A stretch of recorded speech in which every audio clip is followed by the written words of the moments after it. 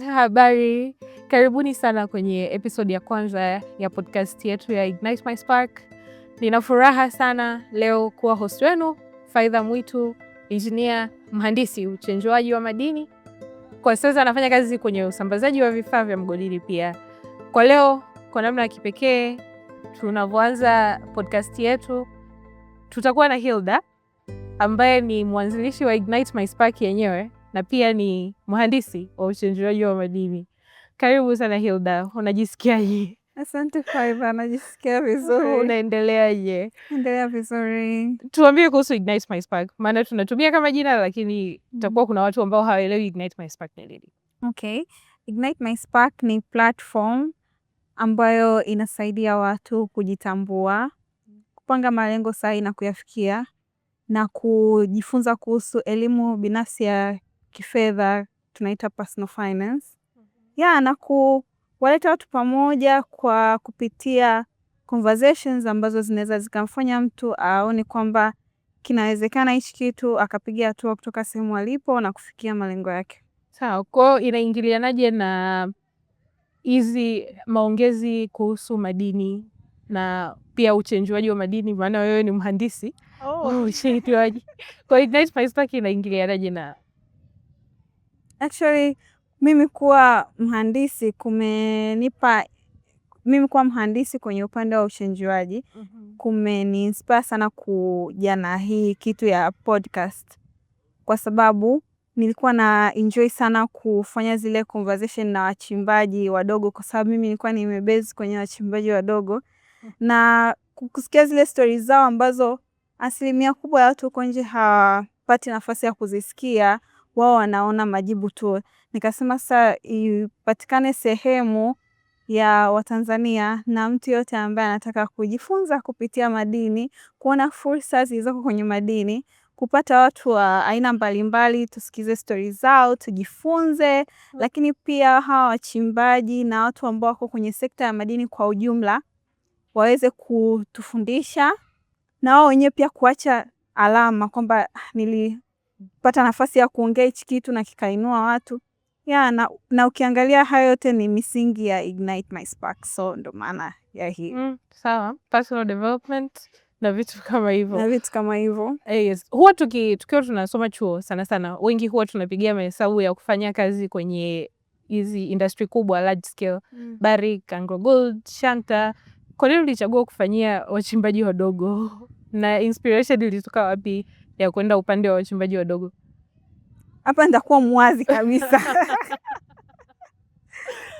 So, si tunajua tunavyokuwa chuo tunapata nafasi ya kwenda kwenye practical training, tunaenda kwa ajili ya kujifunza. Yes. Kwa hiyo nilibahatika kwenda kwenye migodi mikubwa, nikabahatika kwenda kwenye maabara za uchenjuaji, lakini pia tukabahatika kwenda safari ambayo ilikuwa inatupeleka kwenye migodi mikubwa na migodi midogo ili kujifunza kuona operations zimekaaje.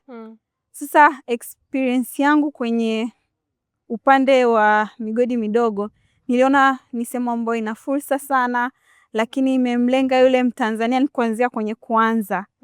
Lakini pia niliona ninaweza nika-connect na wale wachimbaji na nikajifunza sana. Kwa hiyo nikapenda ule upande wa biashara wa wachimbaji wadogo na nikasema kiukweli kabisa sijioni kabisa ninapotoka chuo kwenda kufanya katika migodi mikubwa. Sio kwamba ni mibaya, hapana, ni mizuri kabisa, lakini upande ambao niliupenda zaidi ni upande wa migodi midogo, na nashukuru Mungu nilipata hiyo nafasi ya kufanya kazi kwenye migodi hii ya Watanzania ambayo imeanzishwa na inafanya kazi kwa standard kubwa kabisa na Watanzania wenzetu. Kwa nikapata nafasi ya kujifunza na nikawa kwenye kitengo ambacho nakutana na wachimbaji wadogo wengi, naona zile stages ambazo wanapitia. Kwa hiyo hicho kitu nilikuwa nakifurahia sana. Nilikuwa napenda kazi yangu kiukweli.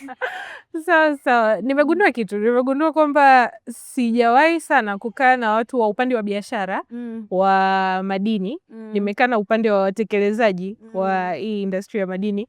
Na pia tunaambiwaga sisi Gen Z hatupendi kusikiliza wahenga. Kwenye conversation zako ambazo umekuwa ukifanya na watu kwenye industry, ni vitu gani vya msingi, labda vitatu tu, utueleze vitu gani vya msingi ambavyo kama vijana tunapaswa kujua au tunapaswa kusikia pia, kwa sababu hatujasikiliza? Labda utuambie ni nini tunasikiliza. Okay. So vitu vitatu ambavyo nimejifunza kwenye hizi conversations zangu nyingi ambazo nimekuwa nikiwa nazo na wachimbaji wadogo. Cha kwanza, kujituma, hard working. Yani wachimbaji wanajituma. Wale watu wanafanya kazi ni mchana ni usiku, wanajituma. Yani wewe unaweza ukawa unahisi huu muda ni wa kupumzika, ni umetenga huu muda bana ni wa kupumzika, siwezi nikatoka saa 8 za usiku kwenye kazi, lakini kazi yao ikademand aende saa 8 za usiku, labda huko kwenye hayo maduara, ni atatoka ataenda maduara na atafanya kazi na hata lalamika kwa sababu anajua anachokitafuta. Kwa kujituma. Cha pili nilichojifunza kwenye wachimbaji wadogo ni kila mtu ana nafasi yake, aliyesoma na ambaye hajabahatika kupata elimu. Kwenye wachimbaji wadogo sio wote ambao wana hizi degree kama ambazo tunazo mimi na wewe, sio wote ambao wako nazo, wengi sana hawana, lakini wameona hiyo gap kwamba sisi hatuna hiyo knowledge, lakini wameamua kwenda wakatafuta elimu, yani wakifanya kwa namna rahisi sana. Utakuta we mtu kama mimi wataniita mkemia, yani ndio jina lao, yani wanashumu hivyo. Kwa wamefanya elimu iwe rahisi ili iwe applicable. Kwa hiyo yes. Lakini kitu kingine ni imani na uaminifu. Wao wana imani kwamba mimi nitapata. Kwa hiyo hicho ndio kina drive wao kufanya kazi. Na wanakuwa na uaminifu kana kwamba tunaamini wewe ukinisaidia mimi, labda leo ukanisaidia labda milioni 10 nimekwama, nitakupatia. Kiukweli kabisa kwenye wachimbaji wadogo niliona wengi, mikataba sio kifo sana. Yani ni wewe nimekuja kwako, umeniamini, umeniazima hela kuongezea kwenye project yangu, nikaifanya nikakurudishia. Huo uaminifu. Obvious mjini kitu kama hicho hakuna. Uko sawa. Wewe fake. Leo nikikuomba milioni 10 afu sijakuwa okay, so mimi unaweza kanipa baada ya mtu mwingine. Yeah, kwa hiyo ndio hivyo, kuna huo uaminifu fulani hivi ambao uko. Sawa. So nakumbuka wakati tunaenda field migodini 2018, 2019, haikuwa kawaida sana kuona wadada, wanawake, wamama kwenye hizi operations za madini. Nakumbuka kuna kipindi mimi mwenyewe niliwaza labda nimekosea kozi, maana sasa nasoma ili niende wapi. So unadhani tumefikia wapi kwenye hii tasnia ku-accommodate wanawake, wadada, na experience yako imekuwaje kama mdada kwenye hii field? Okay. Hiyo dhana pia ilikuja kwa sababu kazi nyingi za migodini, kazi nyingi au machimbo mengi ya madini yako porini. Kwa ile mazingira na ugumu wa zile kazi, kwa kuna hiyo dhana kwamba wadada sio rahisi sana kufanya kazi kwenye mazingira kama hayo. Lakini mimi nimeenda, nimefanya, hata kuna pale nilipokuwa nafanya kazi sasa hivi manager ni wa kike. Yes. Lakini pia kwenye uchimbaji sio lazima, au kwenye sekta ya madini sio lazima eti wewe uende shimoni leo ukachukue madini kule uyafanyie kazi. Hapana. Kuna sehemu nyingi ambao unaweza ukafit kama mdada, na sio tu mdada, mtu yoyote kwenye sekta ya madini. So mdada anaweza akaingia akawa kama mhasibu, mdada anaweza akaingia akawa kama mimi engineer, anaweza akaingia akawa kama manager, anaweza akaingia akawa kama mtu ambaye ana supply vifaa, kemikali, chakula, vitu kama hivyo. Mdada anaweza akaingia kama mtu ambaye ana wale wakaguzi tunaoita maafisa madini. Mdada anaweza akaingia kwenye upande wa serikali kwenye sekta ya madini. So hizo nafasi nyingi ambazo mdada, nyingine ambazo sijazitaja, lakini unaweza kuona mdada anaweza kafit sehemu gani. Hapo kuna migodi mingine ina mpaka hospitali zake huko ndani. Mdada anaweza kaingia kama daktari. Kwa mdada ana nafasi kubwa sana kwenye sekta ya madini, yani sana, na kuna wengine ni wachimbaji wakubwa na ni wadada.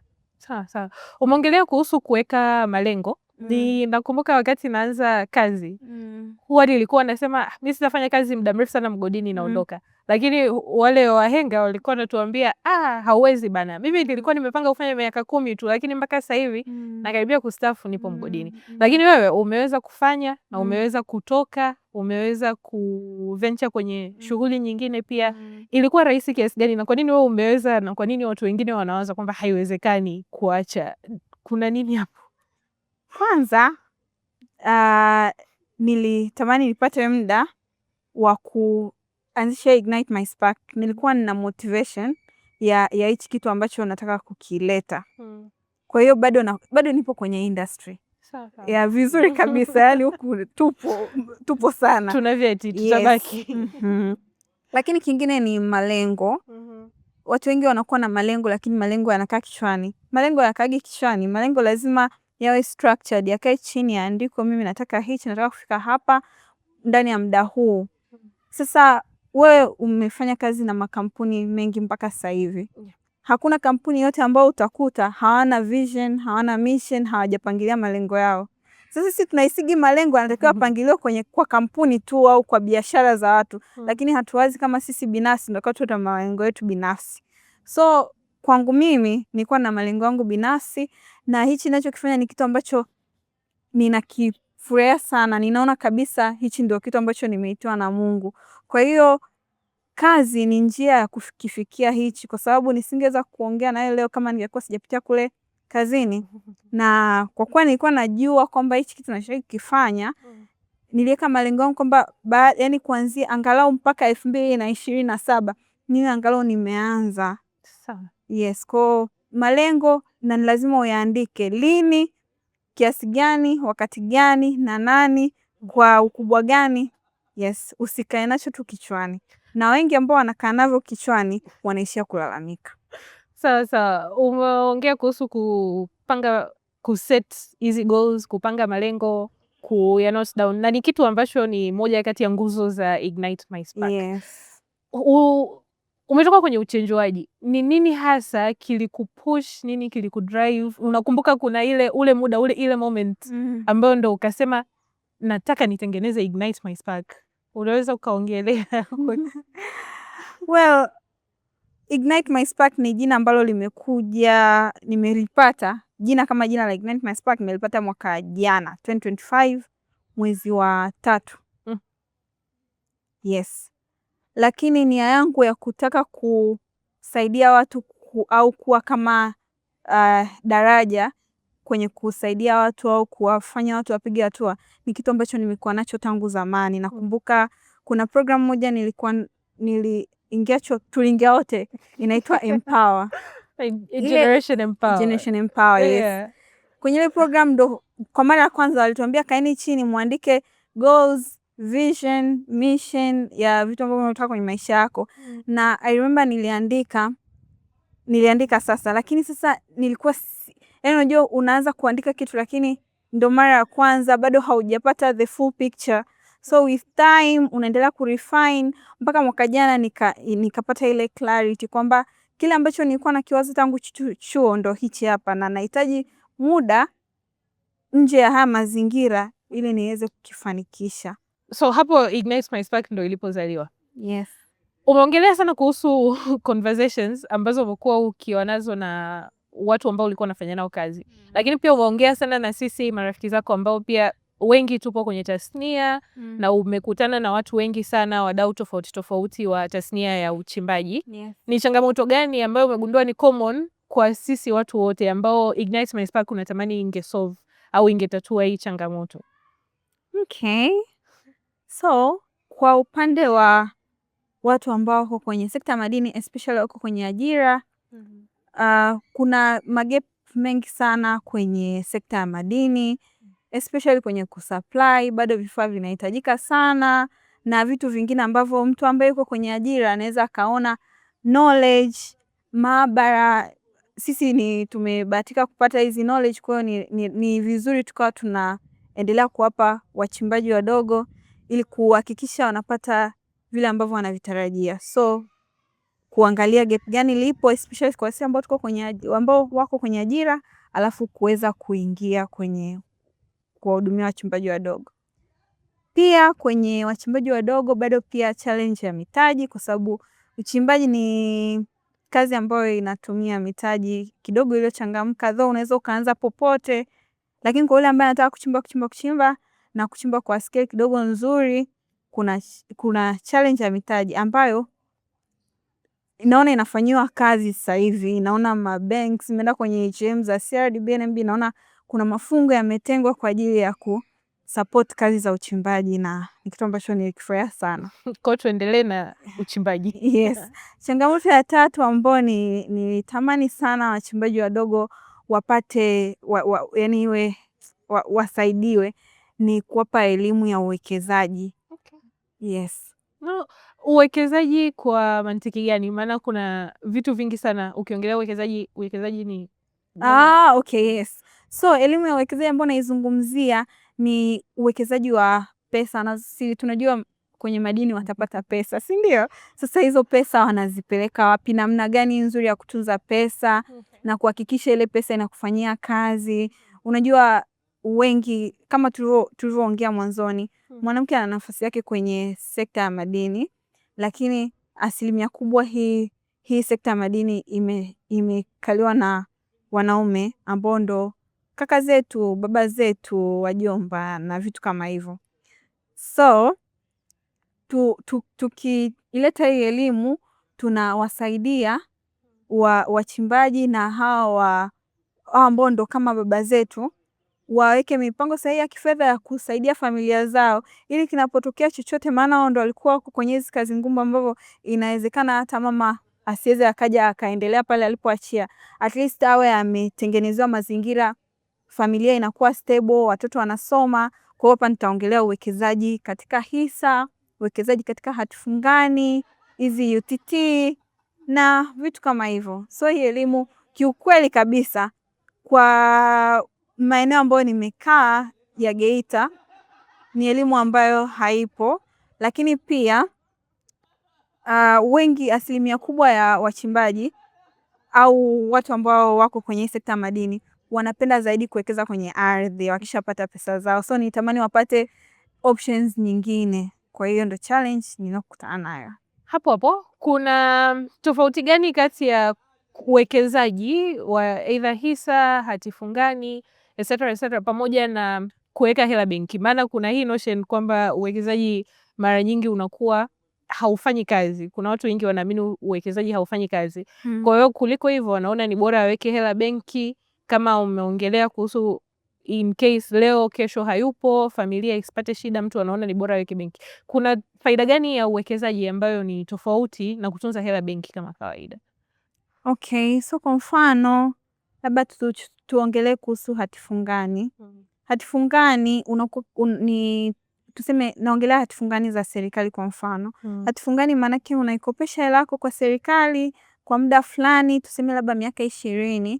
Alafu wale wanakuwa wanakupa ile riba kila mwaka kwa ndani ya miaka 20. Alafu baada ya miaka 20 wanakurudishia ile hela yote ambayo umeiweka.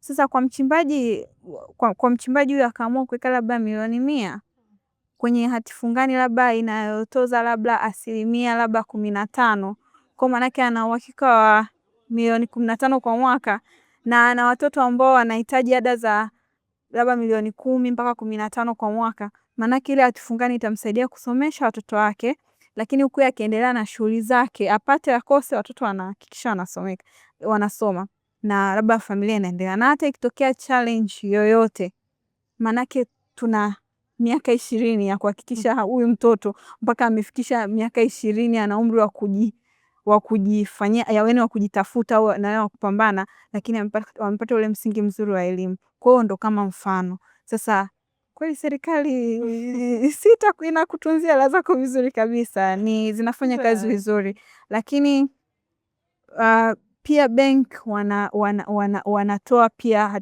hatifungani zao. Kuna ukitembelea benki kuna hatifungani ambazo zinatolewa na benki mbalimbali, kuliko aziweke tu zikae pale kwenye account. Anaweza kauliza benki, mna hatifungani ya namna gani kwenye benki yenu, labda naweza nikaweka hela zangu huku ili niwe napata faida zaidi, kuliko zile hela zikae tu hivyo, kwa sababu wewe mwenyewe unaweza ukawa ni shahidi. 10,000 iliyokuwa inanunua petroli lita 3 mpaka 4 mwaka juzi, leo hii hata lita 3 hazikamiliki. Mwaka jana tu hapo pia. Yes. Kwa hiyo hela inavyozidi kwenda, hela kwa sababu ile inflation, kwa manake kukwepa hicho inabidi afikirie uwekezaji. Sawa. Umeongelea swala la riba. Kuna baadhi ya watu ambao aidha kiimani au kimaadili riba inakuwa si sawa. Kuna uwekezaji ambao tunaita halal, uwekezaji ambao anaweza kufanya mtu yoyote despite imani au labda maadili. Kwa kifupi tu, kuna uwekezaji unaozingatia imani ya Kiislamu na hautozi riba, na upo kama unasikiaga sukuk hizo CRDB washai kutoa sukuk hizo zinakuwa hazitozi riba. Sawa. So uwekezaji wa aina hiyo ambayo mtu anautaka upo, na akipata elimu sahihi anaweza kuwekeza. Ni kuhakikishia tu hakuna mtu yeyote ambaye anashindwa kuwekeza akipata elimu sahihi ya hicho ambacho anataka kuwekeza. Sawa. So ulivyokuwa unaanzisha Ignite My Spark podcast, naamini kwamba kulikuwa na kundi la watu au makundi ya watu ambao ulikuwa unawaza kuwalenga kwa kupitia hii podcast, kwa sababu ambazo chache umeshaelezea. Lakini ni makundi gani hasa ulikuwa unayalenga? Ulikuwa unatamani mtu anayeangalia Ignite My Spark podcast au anayesikiliza ajifunze nini kutoka kwa watu wa aina gani? Nimekuelewa vizuri. Asante, hilo swali ni vizuri. So, kwa sasa nitaka nianze kwanza na lile kundi ambalo ndo nilichokisomea, ndo nilichokifanyia kazi, kwa sekta ya madini. Kwa hiyo nitamani tupate nafasi ya kukaa, tusikilize stori zao. Nikuhakikishie watu wengi hawajui sekta ya madini ilivyo kama sisi ambao tuko ndani tunavyojua ilivyo. Kwa watu wanashumu madini bana, watu ukiwa tu kwenye madini unapata hela, ukifanya kazi siku 2 wewe ni tajiri. Yani yeye ndo anachojikijua hicho. Hajui ile kazi kubwa ambayo wanapitia watu mpaka wanafika pale. Hawajui sekta ya madini kwa upana kama ilivyo. Na kwa sababu ni sekta ambayo inachangia pato kubwa la taifa kwa sasa, na ukiangalia kama nilivyokuambia bank sasa hivi pia zimeongeza mikopo kwenye sekta ya madini. Kwa hiyo inabidi watu waiangalie kwa upana. Kwa hiyo natamani watu wa Tanzania waiangalie. Yote anayefikiria kuanzisha biashara ya madini aiangalie. Yote ambaye anataka kuuza na kununua madini, ambaye broker au dealer, apate nafasi. Serikali kupitia tume ya madini na wizara ya madini wawepo wanaosaidia kusupply vitu kwenye sekta ya madini. Tunaongelea wanaosupply vyakula, vifaa, baruti zile za kulipulia miamba, kemikali na vitu vingine vyote vya lab. Waiangalie. Watu ambao wameajiriwa kwenye sekta ya madini waiangalie. Yani organizations zote ambazo zinatamani kufanya kazi na sekta ya madini ziangalie. Lakini pia natamani sana dealers, brokers wa kwenye brokers wa kwenye soko la hisa waangalie pia kuja kuwafundisha watu kwenye sekta ya madini namna ya kufanya uwekezaji kwenye hisa, hati fungani, UTT na vitu kama hivyo. So watu wa aina hiyo nilikuwa nimewalenga sana kwa kuanza. Afu baadaye tutaweza tukaexpand. Ndio maana leo hii tuko Mwanza na tunajua hii kanda inaitwa Rock City, kwa maana kwamba yani imezungukwa na miamba. Kwa hiyo sehemu zilizozunguka Mwanza tunaongelea Geita, Musoma, Shinyanga ni sehemu ambazo zina madini sana. Of course sehemu nyingi Tanzania, lakini upande ndio uliofanya kazi. Kwa nikasema hii podcast ianzie huko, alafu tutaendelea kutembea. Sawa. Kwa hiyo itakuwa ni platform ambayo vijana wengi sana watapata kujifunza na kuwa inspired. Yes. Maana mimi pia nakumbuka mpaka nimekuja kuwa engineer wa uchenjuaji, kuna mtu very specific ambaye nitatamani siku moja afike kwenye hii podcast, ambaye aliniinspire, alinipa ile motivation ya kutaka kuwa, kwa Kiingereza tunasema metallurgical engineer, lakini ni engineer, mhandisi wa uchenjuaji wa madini. Tunaweza tukamsikia. Unaweza kumtaja jina lake? Naweza nikamtaja japo sikumwandaa, hakuandaa yeye mwenyewe kusikia, lakini mheshimiwa, sasa hivi ni mheshimiwa by the way, Mheshimiwa Chacha Mwita. Nimesoma shule yake, ana shule Geita Waja Girls, shule nzuri nimesoma. So alikuwa anapenda sana pia kukaa kushare, ndo maana nimependa sana ili wazo la kufanya Ignite My Spark, kwa sababu kuna watu wengi sana ambao huwa wanapenda kuongea na vizazi vijana ili kuwaelezea vitu ambavyo wanafanya, nguvu ambayo wameweka kufika walipofika. Na hii pia tulikuwa tunamuita baba, alikuwa anapenda sana kuongea na sisi kuhusu hivyo vitu. Kwa alishawahi kuongea na sisi, na pia nilianza kuingia mgodini zamani. Nilianza kuingia mgodini kwa form 5. Alituombea twende Geita, yes. Alituombea twende Geita, tukaruhusiwa kwenda, tukajifunza. Kwa nikapenda tu yale maisha, na nikapenda pia alivyokuwa anatuelezea kuhusu kuna uzuri fulani kutoka kuchukua udongo wa kawaida mpaka kuja kupata dhahabu. Kwa hiyo ilikuwa kwangu ni kama kitu fulani hivi, nikasema lazima nitasoma either uchenjuaji au nitasoma uhandisi madini wenyewe mining, ama nitasoma geology, lakini nilipenda sana concept ya hivyo. Kwa hiyo ndo maana nimeconnect, nimejisikia kama nipo nyumbani kwenye podcast ya Ignite My Spark. Hongera sana. So tunashukuru sana kwa kuandaa hii platform na kwa namna ya pekee nashukuru sana kunipa nafasi ya kuwa host wa episode ya kwanza kabisa. So asante sana Hilda kwa kuanzisha hii podcast ya Ignite My Spark. Naamini tutakuwa na vingi vya kujifunza, vijana ambao wako shule, wako chuo, ambao wapo kazini, young professionals, sisi ambao tayari tumeshakaa kwenye tasnia kwa muda mfupi, na pia wale ambao wapo kwenye muda mrefu, lakini kwa kuwapa watu jukwaa la kuongea, kwa sababu ni kitu ambacho watu wengi wanapenda kufanya. So mimi niko excited kwa future au kwa kesho ya Ignite My Spark podcast, maana kuna vitu vingi sana vitakuwa vya kujifunza. Asante sana, tukutane tena kwenye episode ya pili na zaidi na zaidi na zaidi.